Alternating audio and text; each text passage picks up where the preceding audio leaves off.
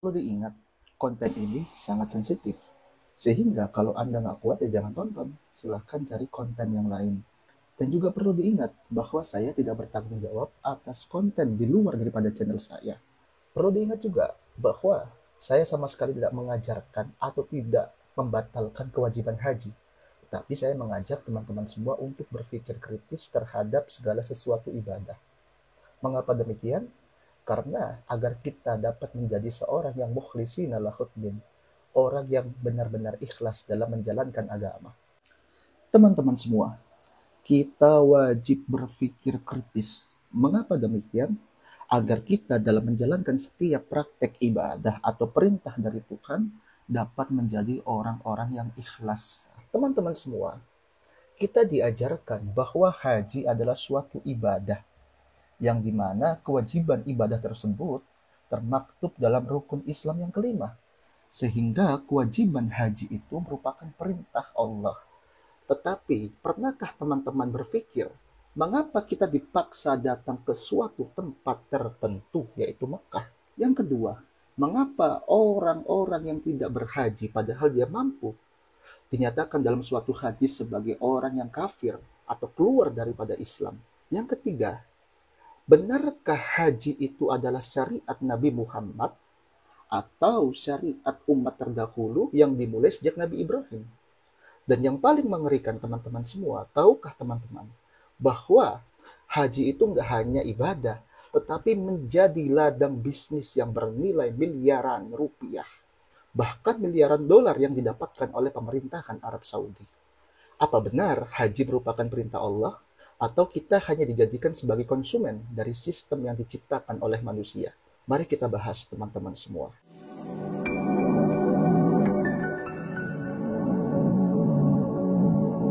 Rahayu teman-teman semua, merdeka. Teman-teman semua, kita memulai pembahasan kita daripada yang pertama. Kita mulai dengan suatu pertanyaan. Kenapa orang yang tidak berhaji padahal dia mampu dianggap keluar daripada Islam? Hal ini didasarkan kepada hadis yang dikeluarkan atau bersumber daripada Imam Ali, karamallahu wajhah. Barang siapa yang memiliki bekal atau kendaraan yang mengantarkannya ke Baitullah, namun tidak berhaji, maka silahkan dia mati sebagai orang Yahudi atau Nasrani. Jika kita melihat hadis ini, seakan hadis ini memiliki tendensi kebencian terhadap orang Yahudi dan Nasrani. Apakah betul hadis ini? Nah, kita melihat bahwa dalam suatu penjelasan, Imam At-Tirmizi menyatakan hadis ini merupakan hadis yang gharib. Artinya perawinya tidak dikenal. Tetapi teman-teman semua, ada suatu pandangan, ada suatu penegasan daripada khalifah kedua, yaitu Umar ibn Khattab. Sehingga menurut Al-Baihaqi, bahwa hadis yang di atas tidak terlalu kuat, tetapi memiliki penguat, yaitu daripada asar sahabat, atau perkataan sahabat, yaitu Umar bin Khattab. Yang dimana Umar bin Khattab menjelaskan bahwa saya bertekad untuk mengutus beberapa orang ke berbagai penjuru negeri ini untuk memeriksa siapa saja di antara mereka yang memiliki harta, namun dia tidak berhaji. Kemudian mereka diwajibkan membayar fidyah. Mereka bukan bagian dari kaum muslimin. Daripada perkataan Umar ini dapat kita pahami bahwa Umar memberikan arti, memberikan hukuman bagi seseorang yang mampu untuk berhaji, tetapi dia tidak berhaji sebagai orang kafir. Coba pikir teman-teman semua, apakah Allah sebegitu kejamnya sehingga orang yang tidak berhaji diancam seperti ini? Coba kita pikirkan, apakah Allah seperti itu kejamnya? Atau ini hanya tekanan sosial yang diciptakan oleh manusia? Jika kita berbicara haji, maka kita harus pahami bahwa haji bukanlah ritual, bukanlah ibadah yang didebluk dari langit untuk Nabi Muhammad, bukan. Tetapi haji telah dilaksanakan turun-temurun berangkat daripada pelaksanaan Nabiullah Ibrahim bersama keluarganya. Sehingga orang-orang kafir Quraisy, orang-orang jahiliyah juga sudah melakukan haji. Yang dimana mereka ini bahkan juga melakukan tawaf, tetapi dengan telanjang. Mengapa dengan telanjang? Karena bagi mereka, pakaian mereka gunakan ini adalah pakaian yang penuh dosa. Sehingga untuk bertemu Tuhan harus dengan telanjang. Dan juga talbiyah yang diungkapkan atau yang disampaikan labbaik Allahumma labbaik itu juga dilakukan oleh orang-orang kafir Quraisy, orang-orang jahiliyah, yang dimana mereka juga bertalbiyah tetapi ada penambahan kesyirikan, kan begitu teman-teman semua. Selanjutnya terkait wukuf, wukuf juga dilakukan oleh orang-orang jahiliyah pada masa itu. Mereka melakukan wukuf sekalipun ada perbedaan antara orang al-Hums dengan orang biasa. Kemudian yang menjadi suatu pertanyaan yang dimana ini juga banyak ditanyakan oleh orang-orang yang mengkritik daripada pelaksanaan haji. Apakah mungkin Islam hanya mewarisi ulang ritual pagan ini dengan sedikit perubahan? Jika ini memang perintah Allah, kenapa mirip dengan ibadah kaum penyembah berhala? Nah, ini pertanyaan-pertanyaan seperti ini sering dilontarkan oleh saudara-saudara kita. Sehingga maka wajiblah kita belajar lebih dalam untuk bisa menjawabnya, teman-teman semua.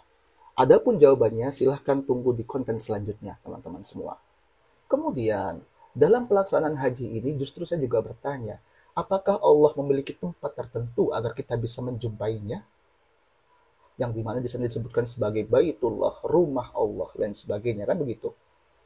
Sehingga kalau Baitullah ini diartikan secara harfiah saja berbahaya juga.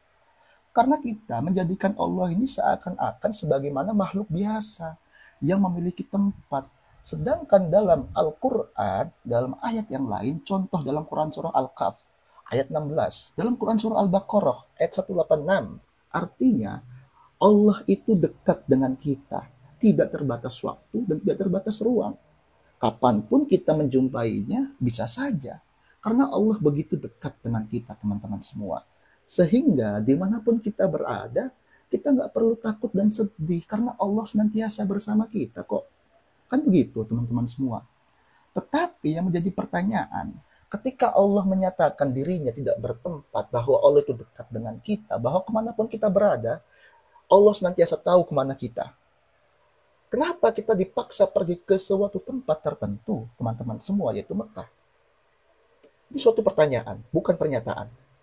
Kemudian, apakah Allah tidak menerima ibadah kita kalau kita tidak pergi ke Mekah itu? Yang dimana juga munculnya suatu pertanyaan. Jangan-jangan haji ini menjadi bisnis global yang menguntungkan pihak tertentu. Sekarang kita lihat dalam sisi ekonominya, teman-teman semua. Tahukah kalian pendapatan dari haji dan umrah untuk Arab Saudi itu adalah berapa? Miliaran dolar per tahun, teman-teman semua. Berdasarkan data resmi pada tahun 2019, Arab Saudi menghasilkan pendapatan 12 miliar dolar. Bahkan dalam suatu laporan yang diterbitkan oleh Future Market Insight menunjukkan bahwa industri pariwisata haji dan umroh di Arab Saudi diperkirakan bernilai 171,41 miliar dolar Amerika pada tahun 2024 atau setara 2.700 triliun rupiah, yang dimana pendapatan 2.700 triliun rupiah ini merupakan pendapatan APBN negara Indonesia dari pajak dan non-pajak, masih kalah dengan pariwisata haji dan umroh. Dan juga teman-teman perlu tahu bahwa haji menjadi pendapatan terbesar setelah minyak gas untuk Arab Saudi. Bahkan teman-teman semua, fasilitas pendukung baik hotel dan lain sebagainya itu, hotel bintang 5 pun di Arab Saudi satu malamnya itu jutaan rupiah, bahkan sampai belasan juta. Sungguh sangat menggiurkan. Berdasarkan pendapatan yang dihasilkan oleh pemerintah Arab Saudi, saya memiliki pertanyaan teman-teman semua. Apakah yang kita laksanakan itu benar-benar haji murni ibadah atas perintah Allah, atau kita hanya menyumbang miliaran dolar kepada kas negara tertentu? Tahukah teman-teman semua bahwa Hamka, seorang ulama Indonesia ini, melarang kita untuk mempertanyakan syariat haji. Dilarang oleh Hamka. Dalam kitabnya Tafsir Al-Azhar Juz 1, dalam halaman 462. Oleh sebab yang dimaksud dengan ibadat ini ialah membangunkan hati yang takwa. Hendaklah dikerjakan semua ibadat itu dengan khusyuk. Khusyuklah pada waktu itu dan jangan banyak bantahan. Sebab siksaan Tuhan begitu keras. Sungguh ironi. Kita sebagai manusia yang dijadikan sebagai hayawanun natik, seorang hewan yang memiliki akal pikiran, tapi dibatasi ketika membicarakan hal-hal yang bersifat seperti ini. Bahkan dalam ancaman ayat tersebut pun dikatakan azabnya sangat keras lain sebagainya. Jika dalam hal seperti ini kita dilarang berpikir, maka yang katanya Islam adalah agama akal lain sebagainya itu bisa jadi tidak betul. Kenapa? Karena untuk hal-hal semacam ini dipaksa kita untuk takwa belaka, nggak boleh difikirkan. Padahal dengan kita tahu kenapa semua itu diperintahkan, itulah fungsinya nanti, mukhlisina lahuddin, agar kita bisa ikhlas dalam beribadah, dalam menjalankan perintah agama. Tetapi ketika segala perintah dipaksakan untuk bertakwa saja, dipaksakan saja untuk berta'abudi, ya gimana bisa kita bisa ikhlas? Artinya kita beribadah hanya dengan ketakutan dan ancaman kok. Bagaimana jika kita dipaksa menerima tanpa boleh berpikir? Sehingga menyebabkan kita beribadah dengan ketakutan. Menyebabkan kita beribadah karena takut ancaman siksaan Tuhan dan sebagainya. Dan perlu juga teman-teman ketahui bahwa haji di Indonesia ini menjadi ladang bisnis. Bahkan banyak paket-paket haji. Ada haji reguler, ada haji plus, bahkan haji furoda. Yang rentan harganya ini beraneka ragam. Ada dari 50 juta sampai ke 200 jutaan teman-teman semua. Di balik itu perlu teman-teman ketahui juga bahwa banyak sekali terjadi kasus penipuan travel haji dan umroh. Dan mungkin kasus semacam ini masih bisa bertambah atau bahkan bisa lebih banyak. Sehingga saya bertanya-tanya teman-teman semua, apakah ibadah haji murni suatu ibadah yang suci, suatu perintah Tuhan, suatu perintah Allah yang diperintahkan kita untuk ta'abudi lain sebagainya, atau menjadi ladang bisnis yang tersamarkan? Artinya haji menjadi komoditas bisnis teman-teman semua, yang dimana juga bahkan dalam perjalanannya merugikan umat. Kan begitu. Ya kita tahulah banyak tur-tur travel itu memberikan paket-paket haji yang beraneka ragam dan sebagainya. Ditambahkan fasilitasnya, dengan hotel bintang 5, bintang 4 lain sebagainya. Kan begitu teman-teman semua. Nah, tentu hal ini juga menjadi komoditas bisnis, baik antara pemilik hotel dengan pemilik travel. Ya silahkanlah teman-teman berkomentar akan hal ini ya. Kemudian kita masuk kepada pembongkaran dalil haji.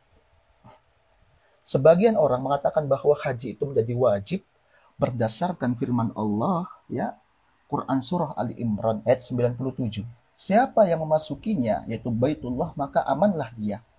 Di antara kewajiban manusia terhadap Allah adalah melaksanakan ibadah haji ke Baitullah, yaitu bagi orang-orang yang mampu. Dan bagi barang siapa yang mengingkari kewajiban haji, maka sesungguhnya Allah itu maha kaya sehingga tidak memerlukan sesuatu apapun dari seluruh alam. Kalau kita melihat ayat ini, bahwa barang siapa yang memasuki Baitullah maka akan amanlah dia. Tetapi saya juga melihat dalam fakta sejarah ada terjadi suatu pemberontakan yang terjadi di Masjidil Haram oleh Juhaimin Al-Ubaidi, kalau tidak salah itu. Mereka memberontak bahkan menutup akses Masjidil Haram.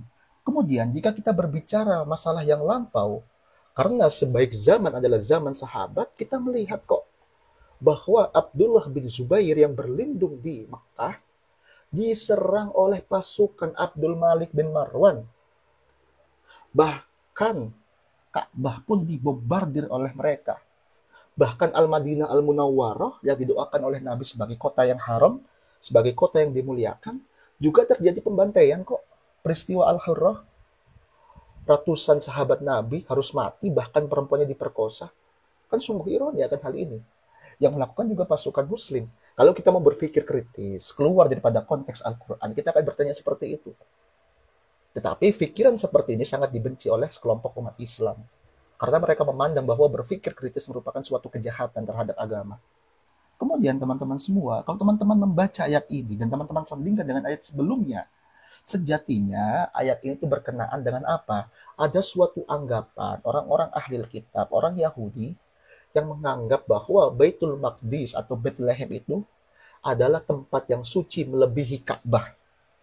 Oleh karena itu turunlah ayat ini sebagai penegasan bahwa Ka'bah itu dibangun sejak Nabi Ibrahim. Sedangkan Baitul Maqdis atau Bethlehem itu dibangun sejak zaman Nabi Sulaiman.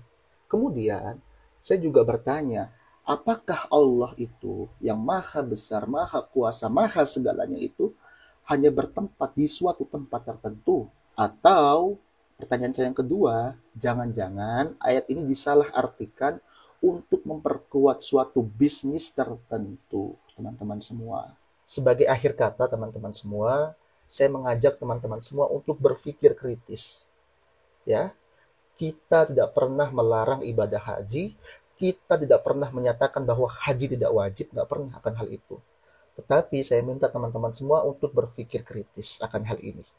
Kita memiliki dua pilihan. Yang pertama, terus percaya tanpa mempertanyakan sesuatu apapun, atau yang kedua, kita mulai berpikir kritis untuk mencari kebenaran sejati. Berpikir kritis bukan dalam ranah untuk menghinakan agama, bukan. Tapi berpikir kritis untuk mencari hakikat terkait pada perintah-perintah yang telah Allah turunkan. Sehingga kita dapat menjadi orang yang ikhlas dalam menjalankan perintah agama. Kan begitu. Jangan disalahartikan teman-teman semua. Dan kemudian ada beberapa pertanyaan. Silahkan untuk teman-teman yang paham agama, ya, silahkan dijawab. Yang pertama, apakah haji benar-benar perintah Allah? Jika Anda menjawab iya, apakah Allah memerlukan tempat tertentu untuk dapat dijumpai? Itu pertanyaan keduanya. Dan pertanyaan ketiga, apakah kita hanya menjadi bagian daripada industri haji? Silahkan teman-teman jawab, tulis pendapat teman-teman di kolom komentar, ya. Mari kita berdiskusi dengan cara yang baik dan beretika, bukan dengan cara tendensi atau merendahkan. Sekian dari saya, wallahu muwaffiq ila aqwamit thoriq, fastabiqul khairat. Rahayu untuk teman-teman semua, merdeka.